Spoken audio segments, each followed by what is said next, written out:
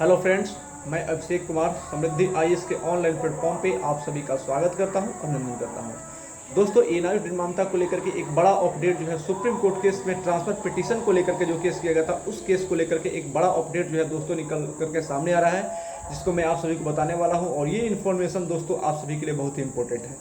तो सबसे पहले दोस्तों मैं आपको बताऊं कि बहुत सारे एनआईओ का अभ्यर्थी जो है वो पिछले 2 दिन से हमें मैसेज कर रहे हैं, कॉल कर रहे हैं कि सर एनआईओ मान्यता को लेकर के क्या जो है वो सच्चाई है। जो ट्रांसफर पिटीशन है 29 जुलाई को उसकी जो है सुनवाई होने वाली है, तो उसको किस तरह से जो है अपनी बातों को वहाँ पे रखा जाएगा, कौन से एडवोकेट जो है अपनी बात को रखेंगे, इस पर हम बात करूँगा।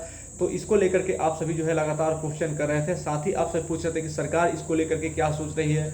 अगली जो शिक्षक भर्ती आने वाली है अगस्त में, क्या वो अगस्त में आएगी या नहीं आएगी, और उसमें हमें मौका मिलेगा या नहीं मिलेगा। पटना हाईकोर्ट का जो डिसीजन आया था उसका क्या होगा।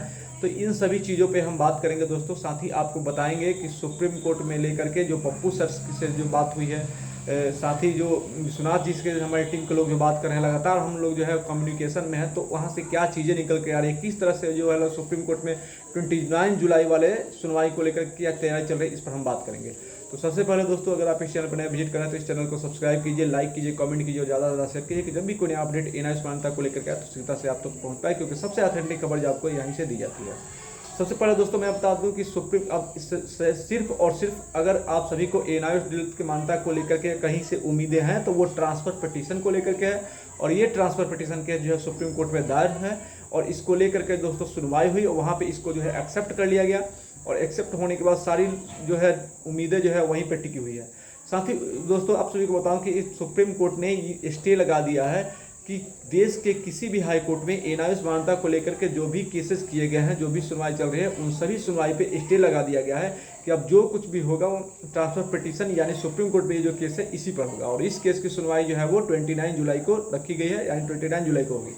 अब हम बात करें कि इसको लेकर के क्या तैयारी चल रही है, तो दोस्तों तो इस पर सारे जो चीज़ें हैं वो कन्फर्म हो गई है कि क्या करना है। वहाँ पे हर एक पॉइंट को बेहतर तरीके से वहाँ पे रखना है, कोर्ट में ये चीज़ें बताना है कि उस समय जब सुप्रीम कोर्ट ने वो एडवोकेट के साथ इस बात पर चर्चा हुई है और सुप्रीम कोर्ट में ये बातें कही जाएगी कि माननीय सुप्रीम कोर्ट में जो है पिछली बार जब सुनवाई थी, जब माननीय सुप्रीम कोर्ट ने कहा था कि एनआईओ जो है 2 वर्ष के रेगुलर डीएलएड के इक्विवेलेंट नहीं है, इस वजह से इसको खारिज किया गया, इसके मान्यता को रद्द किया गया है।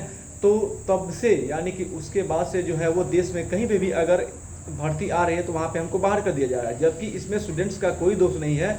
आरटीआई के माध्यम से जब स्टूडेंट्स ने मांगा था तो वहाँ पे चीज़ें क्लियर हुई। आरटीआई ने जो है घिसा पीटा जवाब दिया और पब्लिकेशन कमेटी ने सीधे तौर पे कहा कि गैजेट प्रकाशन नहीं हुआ है तो इसमें केवल और केवल एनसीईटी की जवाबदेही है, क्योंकि उसने रूल रेगुलेशन को फॉलो नहीं किया है, जो अमाउंट देना होता है वो नहीं दिया है। यानी गलती सारी एनसीईटी की है, लेकिन इसका खामियाजा जो है वो एनआईओ के अभ्यर्थी भुगत रहे हैं और उनको कहीं पे भी जो है मौका नहीं मिल रहा है शिक्षक भर्ती को लेकर। तो ये अपना पॉइंट जो है कोर्ट के सामने बेहतर तरीके से रखना होगा। साथ ही मैं आपको बताऊं दोस्तों कि आप जो सुप्रीम कोर्ट में हमारे जो एडवोकेट होंगे वो इस केस को स्टडी कर रहे हैं कि हर एक पॉइंट को बेहतर तरीके से वहाँ पे रखा जाए। जज को जो है कॉन्विंस करना होगा कि इस पे जो है जो सुप्रीम कोर्ट में ये केस है इसमें अपना व्यू जो है जज को समझाना होगा बेहतर तरीके से, कि वो इसको जो है बेहतर तरीके से समझे और इस निर्णय पे पहुंचे कि सही में जो है एनआईओ के कैंडिडेट के साथ अन्याय हुआ है और उनको मान्यता दी जाए। और अगर उनको मान्यता मिलती है तो देश भर में आने वाली अगली जो देश शिक्षक भर्ती है उसमें उनको मौका जरूर मिलेगा। ये भी कहा वहाँ पर बताना जरूरी है कि बीपीएससी TRE 1 में जो है हमें मौका दिया गया था, लेकिन जब वहाँ से सप्लीमेंट्री रिजल्ट आई तो फिर वहाँ से हमको बाहर कर दिया गया। तो ये अन्याय नहीं तो और क्या है। आखिर में हमने जो है अपने आप तो ये किया नहीं है, अगर हम ये चीज़ें हमसे करवाई गई है MHRD के अप्रूवल के बाद ही जो है हमने ये सारी चीज़ें की है। हमें घर से निकाल करके ये एनआईओ से डिलीट करवाया गया और कहा गया था उस समय कि आपको शिक्षक भर्ती में मौका मिलेगी। अगर आप एनआईओ से डिलीट करते हैं 2 वर्ष का कोर्स 18 महीने में करते हैं तो आपको शिक्षक भर्ती में मौका मिलेगी। लेकिन जब हमने ये कोर्स कंप्लीट किया तो वहाँ से इसको जो है बाहर कर दिया गया। तो ये हमारे साथ अन्याय है। तो अब हम कहाँ जाएंगे, सुप्रीम कोर्ट ने बताना होगा कि ये स्टूडेंट जो है 14 साढ़े 14 लाख ये कहाँ जाएंगे। तो ये